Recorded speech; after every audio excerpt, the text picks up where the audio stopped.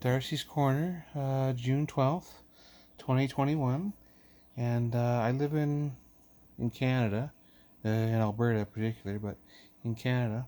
And we're having a rather dark revelation about our history and our more recent history. And there's a lot of talk about Canada's racist past and its racist present. And just this last year, particularly in Alberta, we've had a ridiculous number of marches where literal Nazis go out and march in our streets and they carry Nazi flags or Trump supporting flags, which is the same thing, by the way.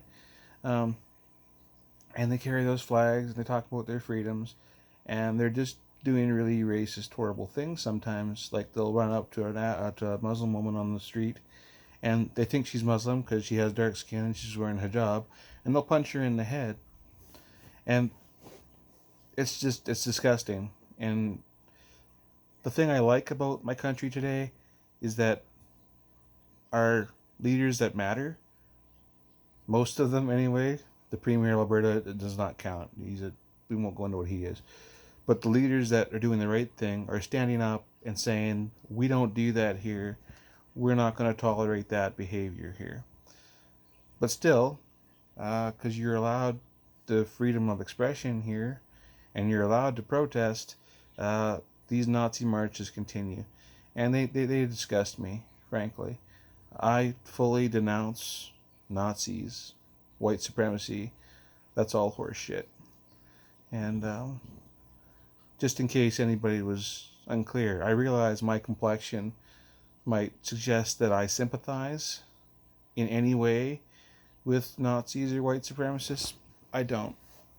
I posted that on Twitter at the time that it was going on, and all of a sudden I get all these First Nations people like beaking back at me about land rights, and I don't have a opinion one way or another that's educated on land rights, but that wasn't what I was posting on Twitter about when I said I'm against racism. I said I'm against the Nazis marching in our streets, and I am. They disgust me. But if you want to get into the topic of First Nations and how we're treating them, and that's a very important subject, especially right now, because we've just recently uncovered a number of mass graves that um, my previous generation, so my grandparents' generation, basically set up, that were filled with Native children. And these children were the unfortunate casualties of residential schools. And until recently, in our recent Canadian history, most of us, like people like me, didn't know anything about residential schools. We didn't know what they were, that they were horrible, they were racist, they were disgusting. The entire point to them was to um, get the native culture out of Canada, which is absolutely disgusting because the native peoples who were here before the settlers came, before the Europeans came, like this is their land too. We're all a community and we should love each other. And it's absolutely disgusting that previous governments in Canada's history thought it would be a good idea to round up an ethnic group and systematically destroy their culture. That's absolutely disgusting. And I'll go into a little more detail as to why that really upsets me personally. It's not an anecdote. It's not just a flippant thing to say that I had Native friends growing up. I did. Um, they were in our day homes. They were in our schools. We had sleepovers. We played video games together. I went to their birthday parties. They went to mine. Um, it wasn't that we we saw race. Okay, uh, the little girls that were at my daycare when I was growing up, my daycare was my grandmother, so I called her grandma. So all the other little kids there called her grandma, and two of the little girls that were there were the same age as my sister, and the one little girl and my sister were best friends. Again, they had sleepovers. We did things at Christmas and Easter together, so they were like cousins to us, and Those little girls called my grandma grandma. And as an adult, my grandmother would call me and ask me to go on Facebook to check on so and so because she put $5 in a birthday card for that girl's kids. So those girls that grew up with us in that daycare, they still call my grandma grandma. My grandma still sends them Christmas presents. These aren't anecdotes. These are people, and they're my people.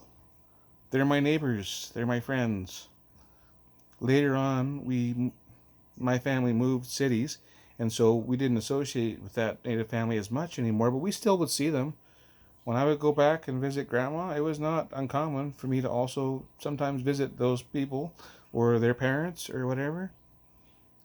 We changed cities, and we were living in a different city, and those little girls, their dad, he had a course or something to take, so he came up and stayed on our couch for a month or 2 months while he took his course. And as children, we treated him with the same respect we would treat any adult. We treated him just like he was one of our uncles. Um, Now, he wasn't our uncle, but same level of respect because we're kids and he's an adult and we're supposed to treat him with respect because that's what our parents taught us to do. And they were right to do so. Later on in that same city, I had lots of trouble making friends as a kid, but the one school we moved to, there was a native kid there, and he was the very first person who was nice to me. He said, "Why don't you come over to my place and we'll play video games? We'll have sleepovers. It'll be fun." And I did, and we did, and it was fun. And me and that guy went to the movies lots, or whatever. I mean, it wasn't me and just him. There was other kids there. He was the only native one, but it didn't matter, right? We didn't care that he was native. He didn't care that we were white. We still had fun playing video games, hiking the trails, doing whatever it was that we did as kids to pass the time in the 90s. So, yeah, of course, as an adult, now that I know about the residential school history, it disgusts me. It makes me absolutely sick. There's no excuse for it. I can't do anything about it. Sorry, I can't do anything about what happened then. As a kid, as a child, I wasn't responsible for residential schools. I didn't set them up. I had nothing to do with it. So, but as an adult now, you better believe I will support whatever government action helps mediate as much as we can. Because obviously, we can't bring back those children. And we can't undo the abuses that their parents and grandparents suffered at the residential schools. I wish we could, but we can't. But it isn't that we don't care. We do. And just because I'm a proud Canadian doesn't mean I'm proud of everything in my country's history. I'm definitely not proud of that part of our country's history. That's despicable. And I would hope that all of us today, adults who are responsible for what's going on in our country now, would stand up against that sort of activity and take steps to make sure it never happens again. So anyway, I totally support my First Nations neighbors, and if I could do more to help them, I would. Hold on a second. I don't like to make my videos too long because people have short attention spans. So I have lots of stories about dealing with First Nations people at my various workplaces, in particular convenience stores. And they don't paint the First Nations people in a very positive light. But honestly, it was not a First Nations problem. It was a poverty problem. And the reason that they had these problems, these individuals I was dealing with, is because their parents went through the residential schools, and what that did to them is it took the humanity out of them. I mean, they were still human, but those moms and dads, they just didn't know how to support their kids properly. They didn't know how to make sure Junior was in school. They they had all sorts of social problems that come from poverty and come from years of dealing with abuse. So then when you're an adult, suddenly you go to the bar when you can because you want to drink and forget, or you go play bingo or go to the casino because it's fun, and you don't think about the fact that you have a child at home who you're responsible for, who depends on you. How do I know this? Because at 2 o'clock in the morning, there would be 8-year-olds in my store at 7-Eleven, and like on a school night, what's an 8-year-old doing outside their house at 2 o'clock in the morning on a school night? And I would ask them that, and they would say, well, mom's at bingo. We can't get back in the apartment. We're stuck out here. And then they would steal, so I'd have to kick them out of the store, even though it was wintertime. I didn't like kicking them out of the store. I liked a lot of those kids, actually. They were, if you take the time to get to know anybody, there was one kid named Lyle. He was a nice kid, but he was a thief. He wasn't a thief because he was a bad kid. He was a thief because he was bored, he was broke, and he was out at 2 o'clock in the morning because mom was out playing bingo. That wasn't really his fault. And it wasn't really the mom's fault either, because no doubt if she wasn't a residential school survivor, then her mom was, and that's what caused that. Once you get in that cycle of poverty, it's so hard to get out. And no doubt Lyle today is a grown man who probably doesn't have an education and may or may not have a good career or good parenting skills himself because he didn't learn them from his mom. And that's a result of the residential schools that did that. That's disgusting.